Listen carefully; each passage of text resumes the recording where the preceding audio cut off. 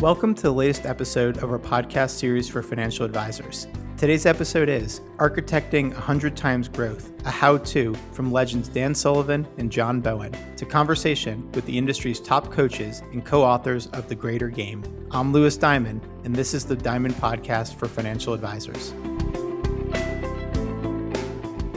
At Diamond Consultants, we help elite advisors identify the right environment for their businesses to thrive, whether that's at a wirehouse, boutique, or independent firm. With nearly 3 decades of experience, we've guided thousands of advisors and represented more than $250 billion in assets transitioned. And each year, 1 in 4 advisors managing $1 billion or more who change firms are our clients. Our process is education-driven and based on building relationships, starting as your strategic partner well before you're even thinking of a move. To schedule a confidential conversation, call us at 908-879-1002. Wondering why advisors change firms and where they're headed? Are transition deals going up or down? Those very questions and more inspired us to create our annual Advisor Transition Report. It's the award-winning, data-driven resource designed for advisors that connects the dots between the motivations around movement and the firm's appetite for top talent. Arm yourself with the knowledge you need to make smart decisions. Download your copy at diamond-consultants.com/transition report.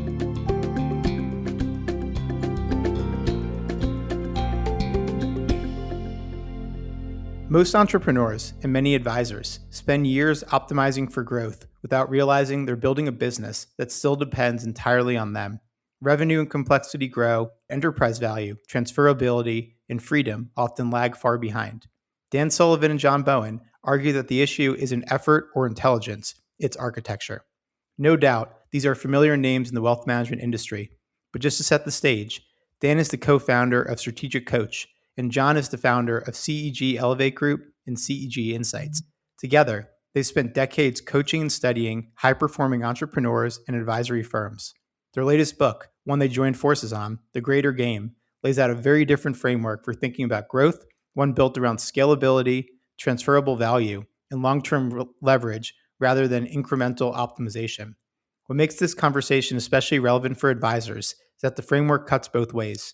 It applies to the entrepreneurial clients that advisors serve, as well as to the advisory firms themselves. And in many cases, the same founder dependency and expertise trap that limits a client's enterprise value is quietly limiting the advisor's business too. We talk about the difference between operators and architects, why 100 times growth can actually be easier than 2 times growth, where businesses tend to stall as they scale, and how advisors can start thinking differently about their own firms, particularly when it comes to enterprise value, succession, and long-term optionality. It's rare access to a conversation with 2 of our industry's legends, whose advice and counsel have not only helped to transform the business lives of many of our listeners, but also my own. So let's get to it.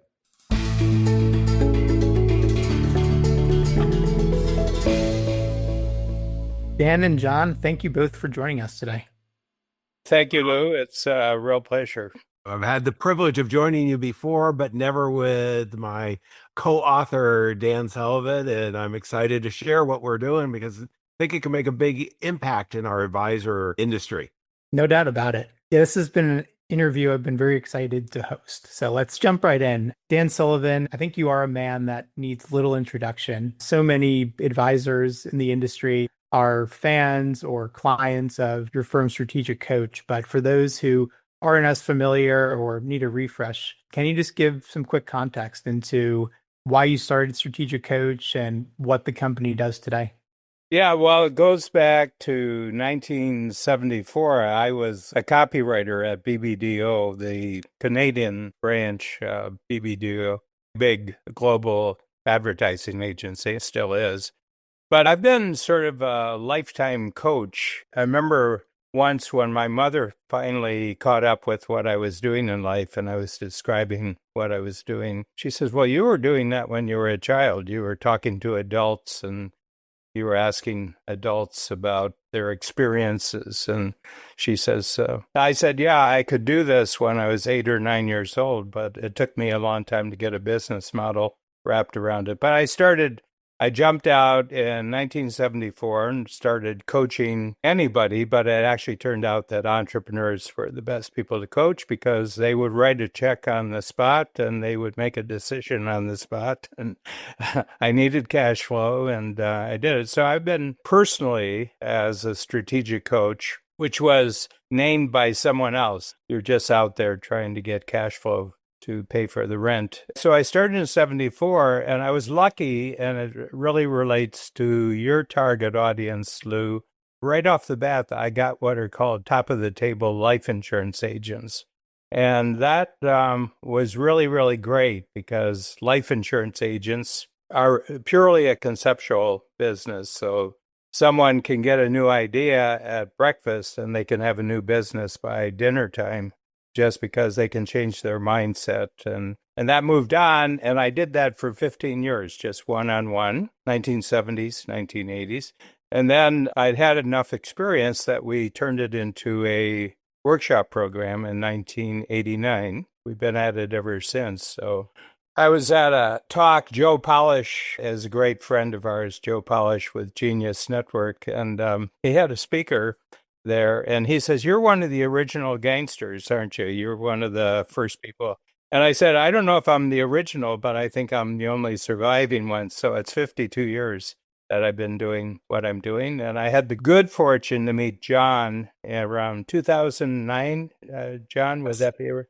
2009. During the little economic downturn that everybody knows about here. Yeah, and John had a great coaching program, and we had a great coaching program. And over the years, we've talked a lot about what makes an entrepreneur exponential in their thinking. And this is finally about 2 years ago, we decided, let's write a book about this. And that's the new book, which is called The Greater Game. That's where this all started. It's just been a great pleasure because we sync very well. Amazing. And Dan, I think a lot of people likely know you either from Strategic Coach, or I know I'm personally a big fan of two of your books, and I know you've written others, The Gap and the Gain and Who Not How. We're going to talk about your new book, but I think it would just be helpful. Can you talk about the key premise of some of your prior books, The Gap and the Gain and Who Not How? As a result of my membership, I'm a member in other groups. And so Joe Polish of Genius Network fame, he's been in my program for 28 years, and I've been in his program for 15 years. And there was a writer who was in one of the first Genius Network workshops, and he approached me. And I create a lot of books, but I create small books, and they're self-published. I do a book a quarter.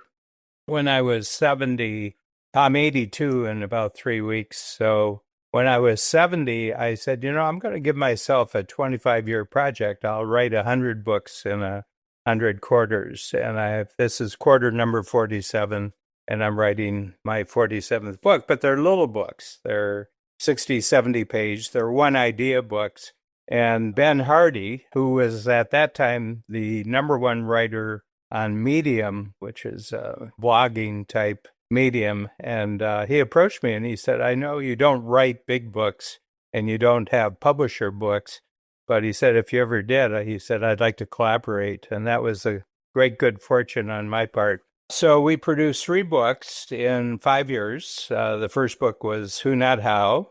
Who Not How basically says when you have a goal, the biggest problem with the goal, you're excited about the goal, but you're not excited about doing it.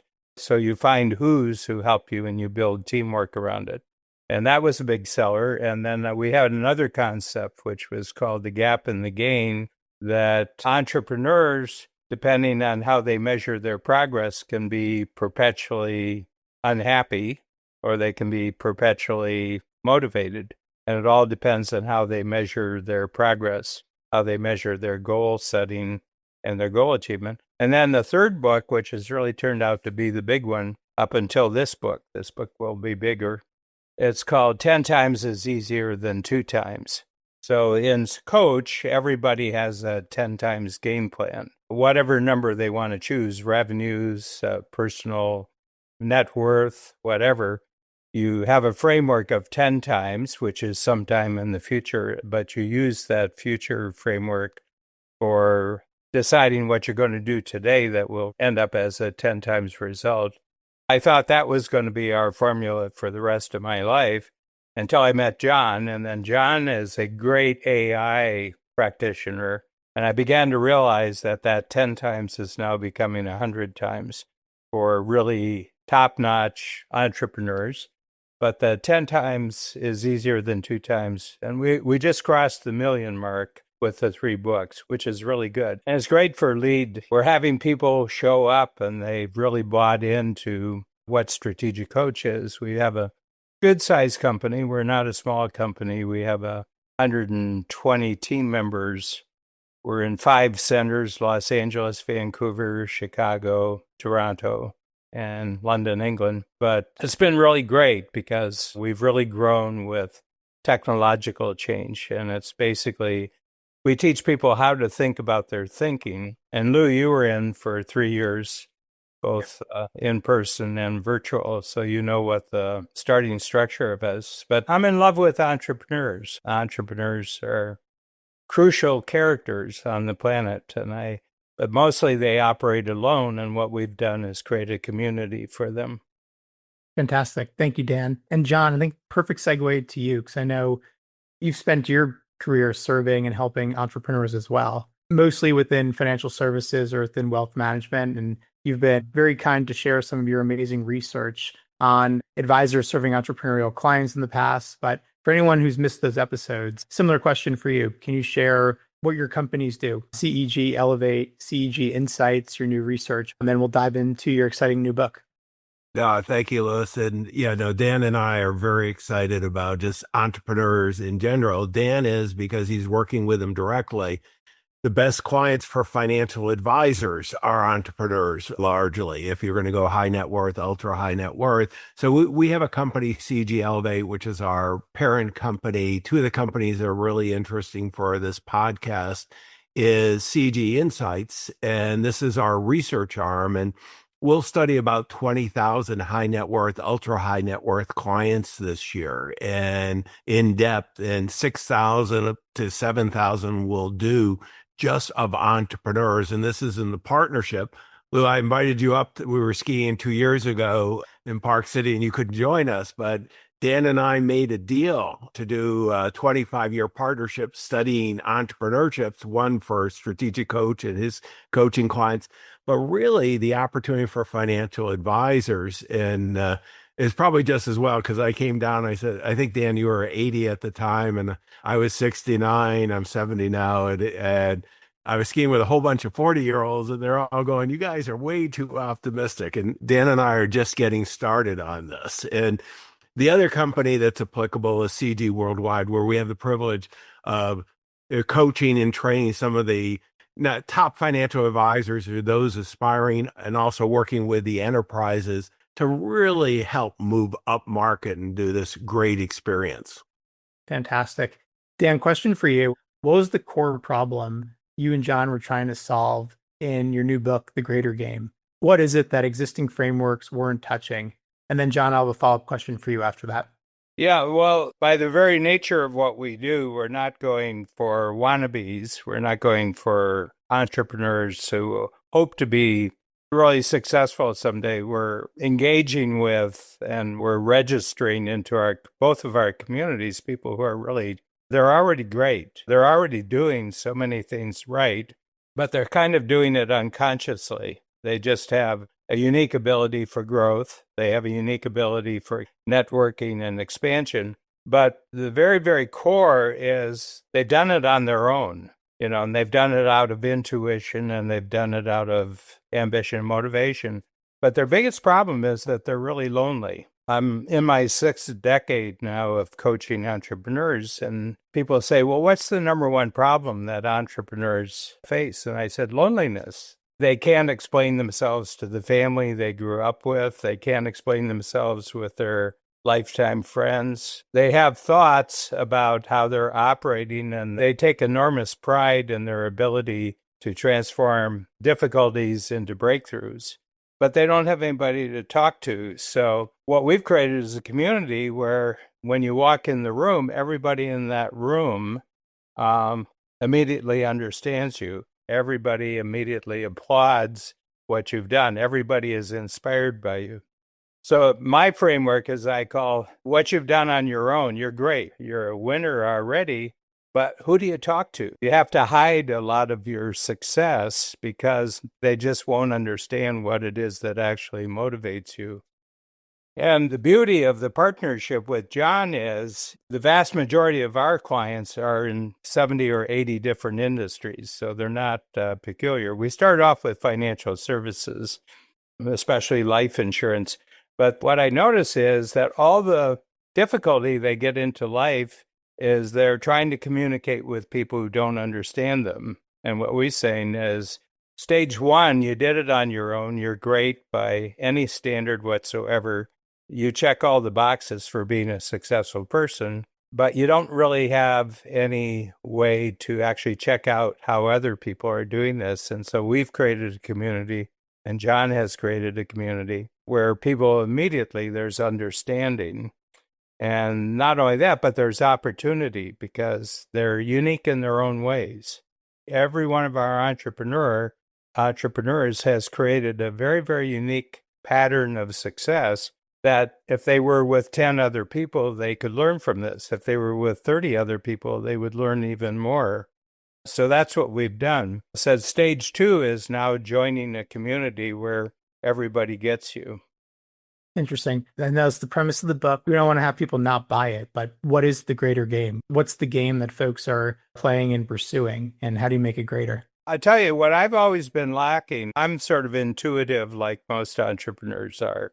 We've done about 300 times growth since we started the program, but it's intuitive. I don't have any research to back this up. I'm low on Fact Finder. I find, generally speaking, the best facts are just the facts that I make up. But at a certain point, you'd like to have some actual research to back me up. So I've gone as far as I can go with our company without real research. And then John comes into the picture, and now we got some real research. And I will say this is generally true. It's not just a problem with me that I don't have research. I find the entrepreneurism is one of the least researched subjects on the planet. And John comes along, and he's done all the backfill for how entrepreneurs actually perform, and I've got research to prove it. Perfect. So, yeah, John, question for you. So what is the greater game? And then how do you think it relates to what financial advisors have been missing? One of the things that we as financial advisors all want to work with people who have already won. And there's no better group than entrepreneurs, successful entrepreneurs. If we look at people with 25 million or more of investable assets across all households in the US, 90% are entrepreneurs. And at the 5 to 25 million of investable assets, it's 3 out of 4. So CEG Worldwide, we've always wanted to really understand advisors. And we said, we'll partner with Dan and his passion with entrepreneurs. We'll go ahead and study them so that we can bring insights on how we can better serve them. And the very first thing we want to do is understand, there's very different stages that we see of entrepreneurs. And we talk about the whole concept of the greater game. And the idea here is we wanted to identify, and I'll share some PowerPoint slides. I know a lot of us are listening, and I just want to walk through this, but Louis will have it in show notes, his team will. We really saw 4 areas. The first one was level 1, stage 1 was Foundation for Freedom. They had ambition, the vision, but they really needed security. And Dan calls this, and I love this term, cash confidence, but it's really using a financial advisor to have security. And one of the things, the last time I was on with you, Louis, we talked about there's 59.2% of entrepreneurs who want to switch advisors because they don't believe they have that security. And that's kind of the foundation. And this is why you're never going to read a more friendly financial advisor book for entrepreneurs than this, because in our coaching program, we're developing workshops and so on to bring this message out. And then the second level is where Now we saw, and there were 4 levels, and this was really, Dan and I identified 5.4% of these entrepreneurs that were just killing it. And they were going through all 4 levels. The second level was energy for expansion. They were very motivated. They were excited about getting up, and really the intellectual property. And Dan's been one of the big leaders in this. Is so much of what we know. And as I go through this too, I want every one of the advisors to think about, it's not only your entrepreneurial clients, this is for you too, is having this intellectual property, getting it out of your head so that your business is not founder dependent or personality dependent. You've got this enterprise. And then the third level where it really took off was collaboration and multiplication.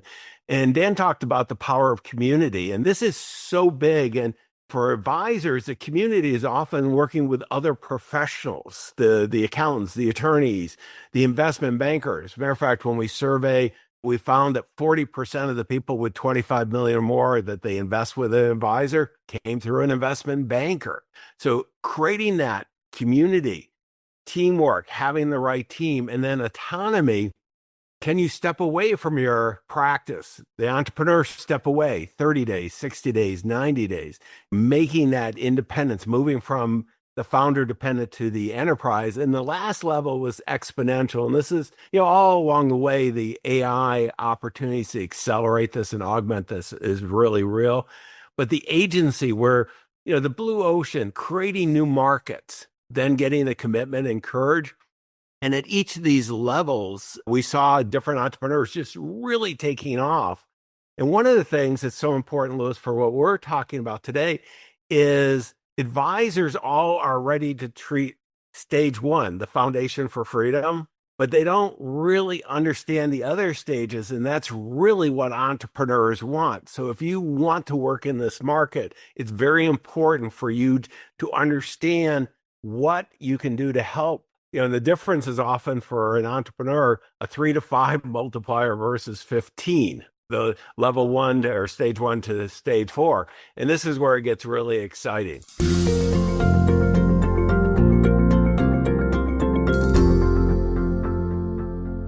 Yes, this would be a question for John. You found, and he's mentioned it, that only 5.4% of entrepreneurs operate as architects versus optimizers. Can you explain the difference between those two personas? Well, I'm going to set up the research and let Dan, really bring it home. But Dan and I came up with this framework, the greater game and the 10 multipliers, and we've got that, and we're putting it in order. And we wanted to really confirm, and everything we do is empirical research. So we reached out to 1,000 very successful entrepreneurs, 1,016, and it became very clear that the 5.4% of them were actually executing on all these levels, and they were just distancing everyone else. And what we came up with, and this was, Dan mentioned it earlier, his book 10x is easier than 2x. Well, we said, what we're seeing, and we've got a whole bunch, I think it's 26 stories in the book of entrepreneurs. We're seeing so many people blow this out that 100x is easier than 2x. And it forces a whole different mindset where if you're optimizing, you're kind of looking incrementally. But when you step back as an architect, big picture, wow, huge opportunity, both for entrepreneurs and advisors that are entrepreneurs to make a real big difference. This is something you've really coached to and had the privilege of working with thousands of entrepreneurs, helping them on that journey. Yeah, one of the things that was confusing for me, Lou, when I first started coaching, because everybody who came in to coach, you remember when, you came into your first Chicago workshop, that everybody in the room was motivated. I'm not a motivational speaker. I don't have to motivate the entrepreneurs who are in coach. They're already motivated. The problem is the focus of their ambition and focus. And what we discovered was that there were 2 types that showed up. I didn't really understand it, but they're what I call status-oriented entrepreneurs. And what they are, when they were a kid, they didn't have anything. Their family wasn't at the top of the pole. When they were born, they grew up in a certain community, but there were certain people who lived in the right part of town, and they had really big houses. And everything about their lifestyle was way above everybody else in the lifestyle. and they saw the lack of what they had because of the way they were born, that they were going to match it. But the matching was based in not only what the big home looks like, they've got other homes, they've got vacation homes, they belong to clubs. There's clubs for the winners, and the losers aren't part of those clubs, golf courses and boating clubs and everything else. And what I noticed was their motivation was simply to get to that point where they had the same sort of status. And they're interesting for a while, but once they've gotten to that level of status, they're not interesting anymore. They go on cruise control at that point, and they just want to stay within that framework. But the really interesting entrepreneurs, and we really highlight them in the book, are people, it's just about growth. So when they get to one level, they say, that's great. Okay, now I've got a new baseline, and now I want to grow even further. And we have one story, very, very interesting. When he came into my Chicago workshop, I met him, and he said, well, he said, I've got a big engineering company. This is Paul Van Dyne. He's out of the Quad City area of Iowa. And he says, my ambition for your program is for 3 years, I'm just going to plan my retirement. And I said, well, we've got some thoughts about that. So I said, just do your first workshop and we'll talk about it 90 days from now. And he came back and he had an entirely different game plan. And he's grown basically 250 times in his last 13 years.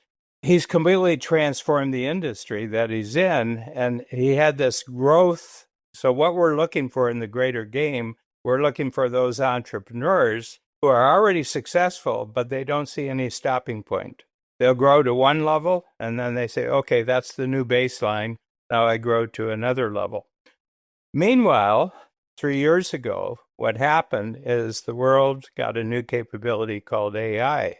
AI, you're not talking 10 times if you use it properly. I mean, a lot of people are in the very early stages here, but we can see the ones who are applying it for growth. John has set up an entirely research structure just to measure the people.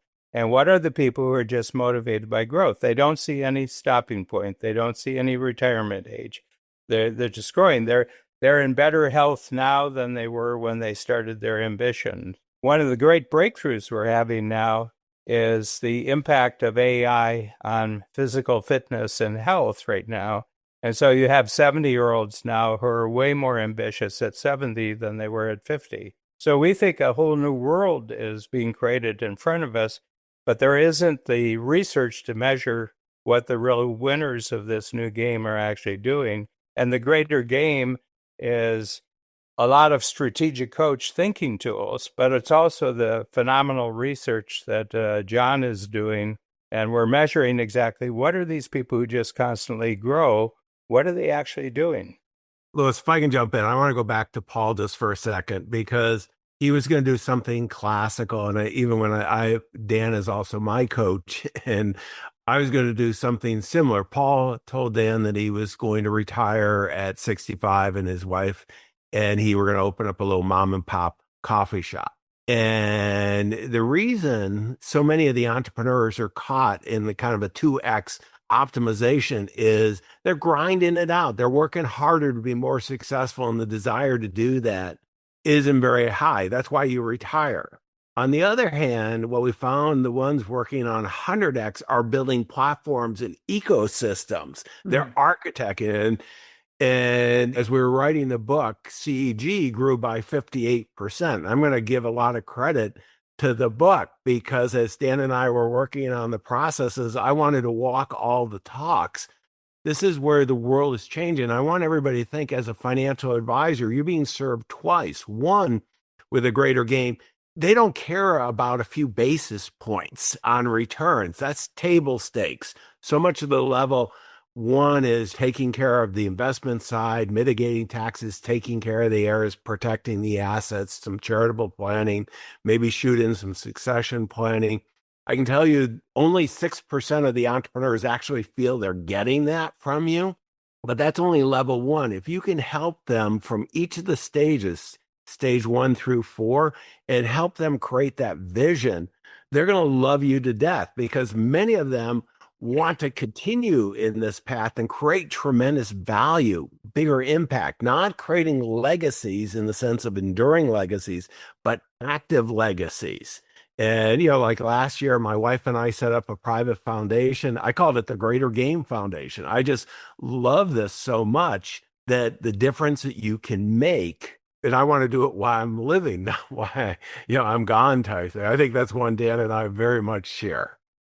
Awesome. You wrote the book 10x is easier than 2x, but now you're claiming 100x is easier than 2x. How can that be the case? The interesting thing, one of my points of proof on the original idea, the 10 times mind expander, I use a lot of what the entrepreneurs have already done to prove the future. In other words, I said, you'll remember the exercise, Lou. And I said, I want you to pick your best number. Like everybody's got a best number. It's revenue, it's net worth, whatever. And I said, I just want you to multiply by 10. And immediately there's this reaction. He says, you know how hard it was to get to just where I am 10 times? And I said, well, you've already done 10 times. You've probably done 10 times twice. So let's go back to the beginning. When were you 1/10 of where you are right now? And they can nail it. They can tell you the year. They can tell you the month when they were 1/10 of where they were. And I said, let's write the actual structure that got you from 1/10 to where you are right now. And there's 5 stages. And usually it's an event. It's a new relationship. And all of a sudden they get a big check.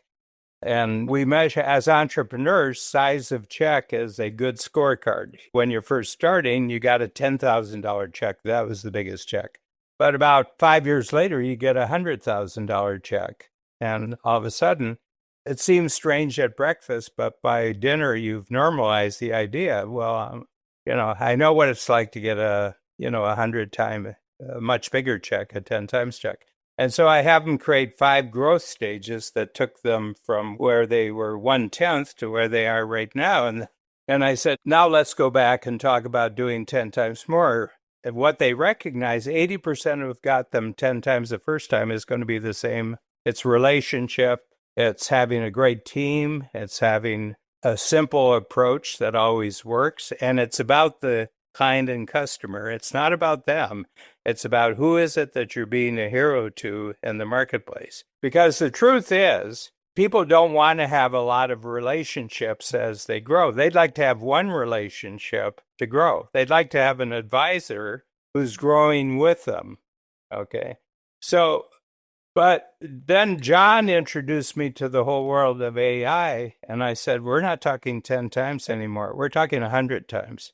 I said, if you apply this new form of thinking, because it is an entirely new form of thinking, to what you're doing right now, you can see that 10 times is going to happen just by doing 3 or 4 things where you're eliminating waste, you're eliminating things that just don't work anymore, changing relationships, changing teamwork, changing collaborations in the marketplace.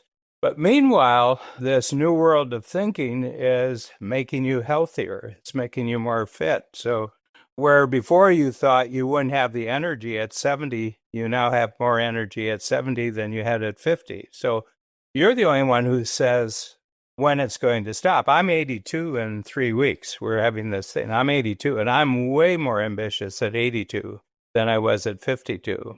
And the world is, because the world outside, in terms of technological capability and access, is way, way bigger in my 82nd year than it was in my 52nd year. And I love the growth. And I have to tell you that the greatest point where AI is going to have the impact is going to be making money. The big titans, the Metas, the Googles, the NVIDIAs, what do they have in common? It's about the money. And where AI is being applied most is how you do new things with money. So that's where the 100 times now comes from. I've normalized it. I says, we're not talking a 10 times game anymore. We're talking a 100 times game. But the number on the scoreboard isn't the issue. The scoreboard is, are you actually having fun? Yeah, we call it living your best business life. That's our major barometer in charge. John, I don't know if you could pull up your slides again, but I want to talk about the bridge between stage 2 in your pyramid to stage 3. So that's from expertise into scalable property. Can you explain how this relates to a financial advisor or an independent business owner and why this concept is so important for the valuation of a business. The book where it's written for entrepreneurs, but I wanted to create some bridges while we're together with Lewis on really what's going on for financial advisors and how you can help them. So if they're at our stage one, Dan and my stage one of the greater game, and they want to go to two, what they're kind of dreaming oftentimes, and we want to help them begin creating the architectural structure. And as an advisor, this is really, you're going to encourage everybody to read chapter 2, The Greater Security. It talks about really the VFO, virtual family office structure that they want. And you got to help them get financially solid, building personal wealth outside of the business, taxes, state insurance, business structure. That's what we all do today. Then, though, if they want to move from level 2 to 3, what we find over and over again, advisors are not equipped to do this, because what we're taking is that founder where everything's in his head. We're now helping them move from just having that expertise to having scalable property. This is that codifying the process, building IP that's transferable. And this is where the real valuation changes. Now, I'm not asking financial advisors to be the IP experts, but what the entrepreneurs want is they want somebody to help them curate and then coordinate between each of these levels. We go from 3 to 4, that the founder is indispensable, oftentimes at 3. Now we want the team there to be invincible. And it's not just the individual team, as Dan was talking about, it's the community. The collaboration is where this really takes off. The noise of AI is making it harder to market. But by partnering, particularly as financial advisors, we can very quickly have groups. I mean, one of the reasons why I'm collaborating with Dan, I want to help our financial advisors work with entrepreneurs. Dan wants that research. So this is the natural collaboration. But they're interested here at governance, self-managing teams. I mean, one of the things that Strategic Coach is brilliant at, the pre-transaction they want. And what we find so often is the indispensable discount. I mean, so many businesses sell, if they sell at all, they're selling for 3 to 5 times multiplier, not advisory, but traditional businesses. Well, if you can make it to 4, all of a sudden you're now talking 10 to 15 times multipliers. And think of it as, if I'm a buyer and I've been involved in 50 some transactions, what happens is, if the business is the guy, the gal, they're the business, then you're buying a very expensive job type thing. So let's just keep a simple one. They're having a couple $1 million of EBITDA. Well, and let's say the high range of that, 5 times EBITDA is $10 million. Well, the difference at 15 times, 2 million is 30. A few basis points, I don't really care about. I really care about capturing that difference. And because there's a machine working without, I can buy that machine and generate that cash flow. And it's also taking advantage of the vision. And then when we get to level 4, this is where most advisors make the biggest mistake is, I've won. I'm at level 4. I've got tremendous wealth. Okay, but I'm now looking at significance. And I do want to go, it's not enduring legacy I'm looking for. I'm looking for active legacy. I'm looking for family governance. Do I want to continue to build it like Dan and I'm doing, at 70? I'm building the business so I can continue doing it as long as I want to do it. At the same time, I'm also, and I love the impact we have, and I know you do too, Lewis, for the impact you have. Why not build the platform that's going to allow you to do that as long as you want to do that?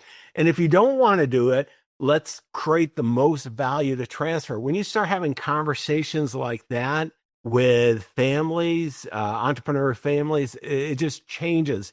And very few advisors can do that. And that's what we're finding. We have a coaching company, training company. We train those things. They're winning, quite honestly, almost 100% of the time, because entrepreneurs didn't know that was available to them. Interesting. It seems like the difference between stage 2 in your pyramid to leap to stage 3 or 4, that seems like a pretty massive pivot point for valuation, for building a scalable business. having a self-managing company, et cetera, do you find or have you seen that advisors or entrepreneurs that are in stage two themselves, they kind of pattern match when they're working with their own clients and kind of manage their own clients into stage two? Or is it not really connected? I think that once you get the bigger picture and see the greater game, you can help your clients. That very small percentage, remember, it was only 5.4 of when we surveyed successful entrepreneurs who are actually playing the greater game, all four levels, the 10 greater multipliers. Yep. So I think what we tend to do is we get stuck on what we can do. And, all the training is for level one for financial advisors. We don't know how to guide them through the other levels. And really, the big difference from 2 to 3, Dan and I've talked about this a lot. And I think Dan's one of the biggest champions of this is collaboration, putting together strategic partnerships.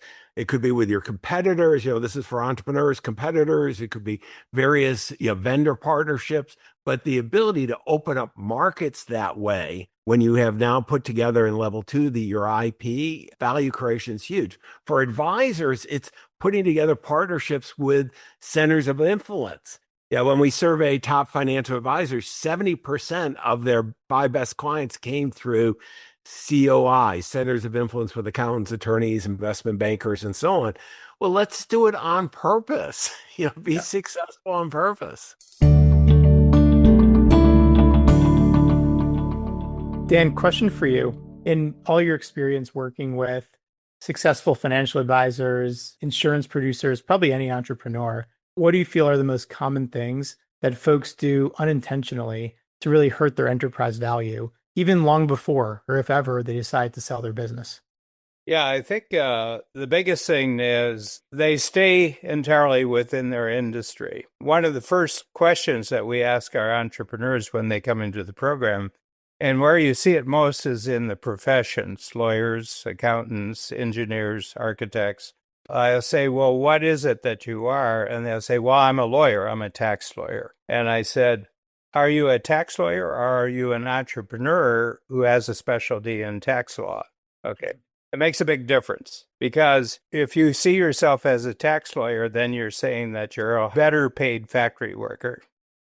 You're a manual laborer. But if you're an entrepreneur, it's a fairly recent idea in human history. There's always been entrepreneurs, but it wasn't until about the beginning of the 1800s that you start seeing this really different class of people in the marketplace who, it didn't matter how they were born, they were taking advantage of some new multiplier technology. Steam power being a great example. Around 1800, steam power came on. And anybody who had a bright vision for themselves and had the wherewithal to figure out what needs could be satisfied with a new technology, all of a sudden they became rich. And it was very disruptive, because up until then, it was based on aristocracy, and you were born into wealth or you were born into poverty. There was no crossover. So what we're saying is, anybody who comes in as strategic coach, I said, I'm not going to tell you anything about your particular industry. I said, all the best practice people in your industry, and they have workshops and they have conferences, and you go to them. But they don't know how to be entrepreneurs. You know how to create a really well-paying job, but you haven't created a company.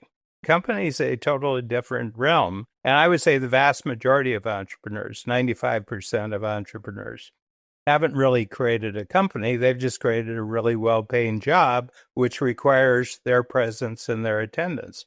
I said, you don't get any payout for your company if you're the company. You need to have a structure. I'll give you an example. We started the company in 1989, and we're about 270 times what our first year revenues were. And that was a great year. I was very happy for the first year, but we're about 270 times. Along the way, what I did is I created other coaches. So it wasn't just Dan, the coach. So we have 16 other coaches. And I'll give you a little example. In 1994, that year, our company did 144 workshop days, 36 per quarter. One coach, me. Last year, we did 600 workshop days, and I did 12. 588 were done by other coaches. And our coaches are great. They're clients who have coaching instincts, and they do it. So about 4 years ago, I met one of our clients who's an M&A specialist, and I laid out all the facts just in conversation. This is our revenues. We have no debt. It's repeatable income. Around 70% is repeatable from 1 year. I put the whole structure together. And I said, so right off the top, and I don't have any relatives on staff. The first thing they look for, any relatives working for you? And he gave me a number. It was a big number. It was probably 4 times revenue for that year. He said, we got a lot of structures. Then something happened in the marketplace, and this is a great breakthrough, that the U.S. Patent Office, sometime in the last 10 years, recognized that up until about 10 years ago, to get a patent, you had to have a technological component for what you were doing. Sometime in the last 10 years, the Patent Bureau has decided that the internet is the technological component. So they've introduced education and entertainment as patentable processes. So in the last 3 years, we've gotten 82 patents, Wow. 82 patents. And these are our thinking tools, lifetime extender, free focus and buffer days, the routine that you learn in the first 3 days. And we've got 82 of them. We're averaging about 25. I get a new patent about every 2 weeks. So I saw this M&A specialist and I said, this has happened in the last 3 years. And he said, immediately it doubles the valuation of your company.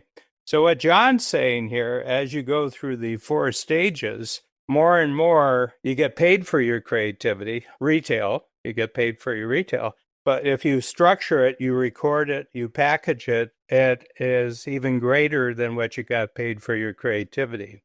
Super interesting. Personal anecdote, and I appreciate you sharing that, because that definitely did drive the point home for me. I see the applicability to probably any industry, but especially to any financial advisor, right? Oh, yeah. The best RIA firms, the best advisors, they pretty much all start off with a cult of personality founder who's the rainmaker. And then the practices that really grow and scale and are valuable are more platforms. That's what private equity wants to invest in.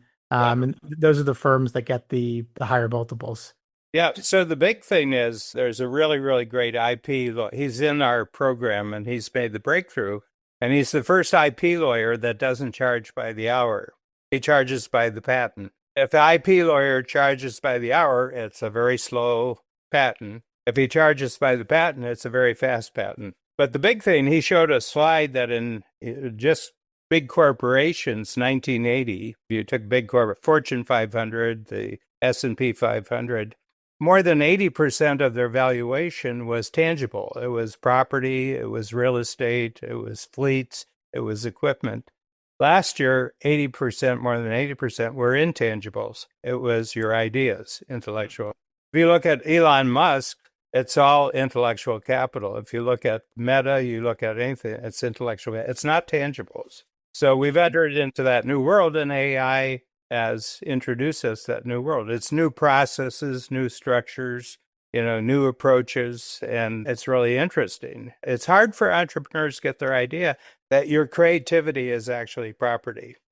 It sounds like the ultimate challenge for anyone listening is translate your process, your ideas, the stuff that you're doing by instinct, as you both had said, and turn it into something patentable or something repeatable that another advisor, another executive, another owner can pick up and deploy and scale. We share the process in chapter 4. It's the 4th greater multiplier. And we actually share Caldwell, the attorney that Dan's talking about, his story and the value creation. He's now the major player in that space. And this is where we as advisors, we're given a 2 for Dan and Lewis, is that you can help your clients, but you can do this yourself too.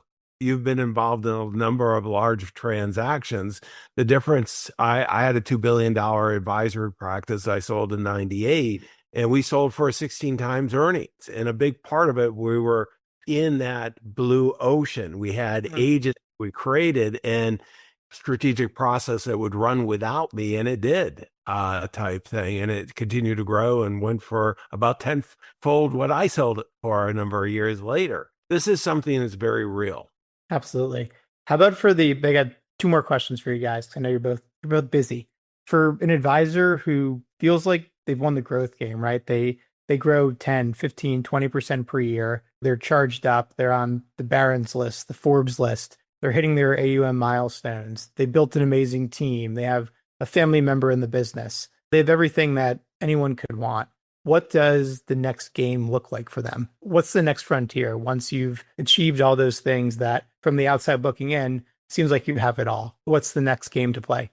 Well, we're going to both say the greater game, but Well, tell them about the dashboard, John, Yeah. because the book is just part of the deal here. It gives you the landscape. There's a great tool that comes with the book. So tell them about the dashboard. And really what we wanted to do is make this, to create kind of a community just around the book. And Dan and I and team built a dashboard. We were very creative on naming thegreatergamedashboard.com. You can go in, and we're now studying every month over 500 successful entrepreneurs. We have that data in here. You'll be able to see how you compare at each of these stages, the 4 stages, the 10 multipliers, and you're going to get specific recommendations this is for entrepreneurs. But it's, again, you should do it. If you're a financial advisor, you have an equity ownership, you should definitely be doing it as well. And one of the things that we see over and over again, and Louis, you probably see this a lot in the conversations, they have advisors who have already won. They don't know what the next game is. And it's easy to check out at that point. It's easy to frustrate the next generation of leaders and so on. If you take the time to really see what the opportunities are and architect to realize that vision, you can create, whether it's selling the practice, creating tremendous value there, or designing a role for yourself. Maybe it's executive chairman type for that business that you can guide it with the vision and what you've brought in strategy, but bring that team up. That's going to create so much value, so much impact, and you can design it for the life that you want. And that's where I get very excited. I can hear the passion in your voice.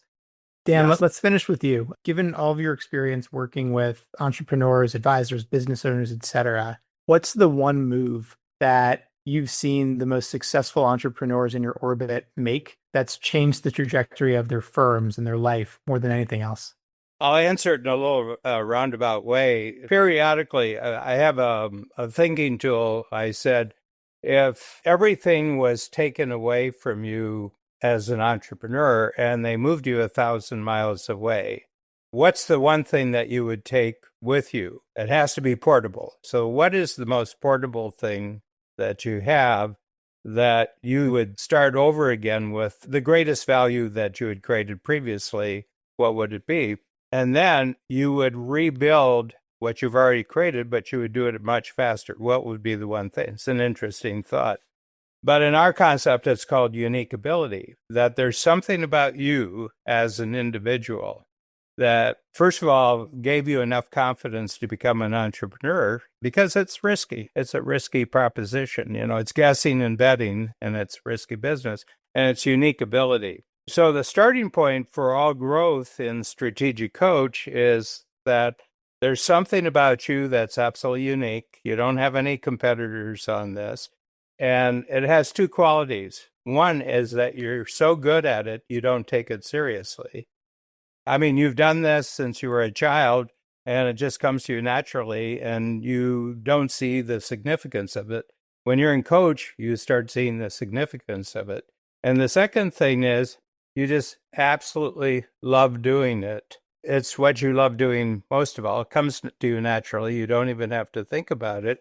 And then you begin to realize that anything else you're doing as the founder and the owner of your company, probably somebody else can do. So you're doing 20 things, but really you should be doing 3 things.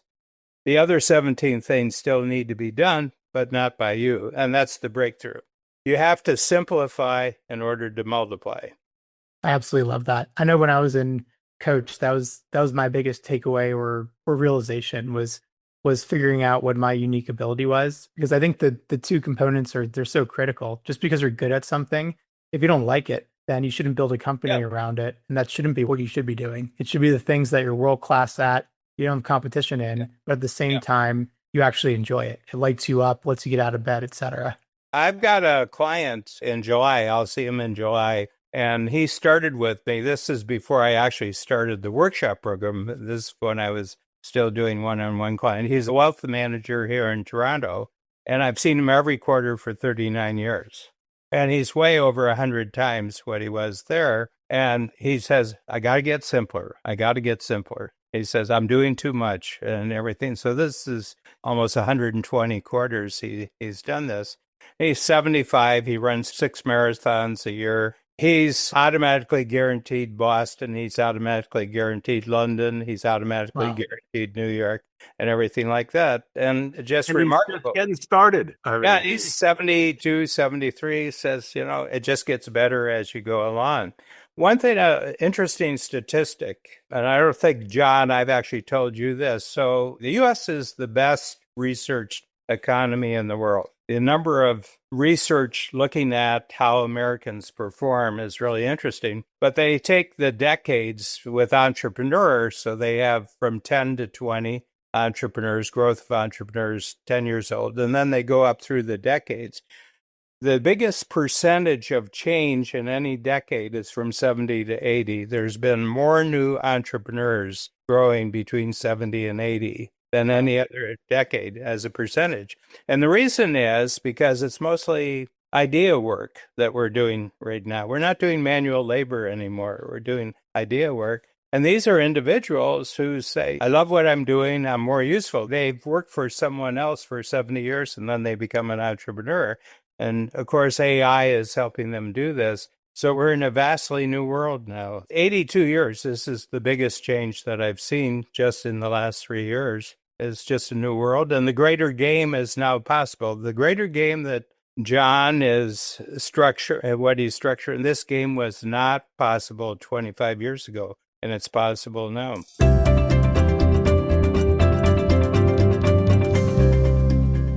It's a great charge to everyone listening and a good reminder to pick up a copy of his book. I know I certainly will. I would normally ask you where to buy it, but I assume Amazon and just Google it or ChatGPT, and I'm sure you can find it. It'll be in all the bookstores. There we go. Thank you both. Thank you.